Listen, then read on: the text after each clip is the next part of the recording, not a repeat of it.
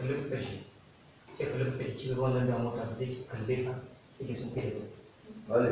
action.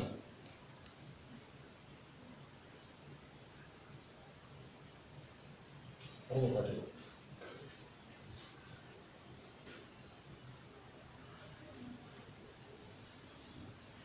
Na tsani mutanen da suke da kan kyauta ba na san mutanen da ba su da iya kan kyauta a rayuwarsu. Boys. Assalamu alaikum.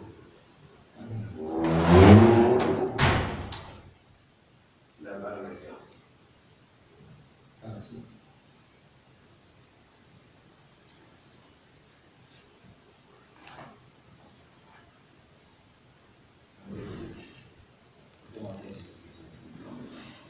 Sarki guje ni dan yanzu na saba san ki ya fari abin ƙauna abin marmari a kanka nake ta ƙari shiri domin dai na burge ka tun da gaskiya ba ta neman tuni oyo san ki yayi mamaya yayi girma kamar mariya wanda ya kalli mai so ya bar shi da haka mai zaman duniya a kanka na koyi har kullani ina maraici za ki ɗeba kewa zan baki lokaci na ki daidai da ra'ayina in babu ke ina jaddada wato za a ganni gawa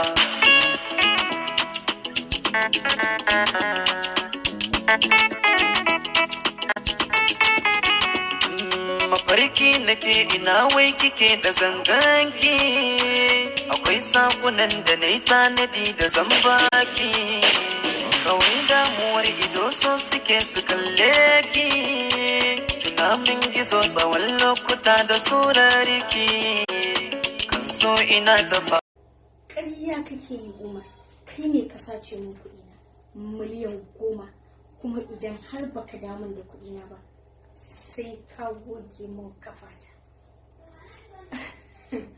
ni dai sunana Aisha wacce kuka fi sani da Najamu jaruma a cikin Izzarsu.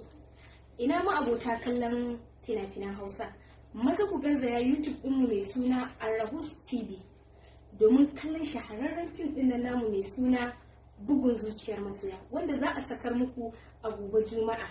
Bugun Zuciyar Masoya zai ci gaba da zuwa muku a gobe Juma'a karfe 8 na dare. Ku yi maza ku je ku danna subscribe sannan ku danna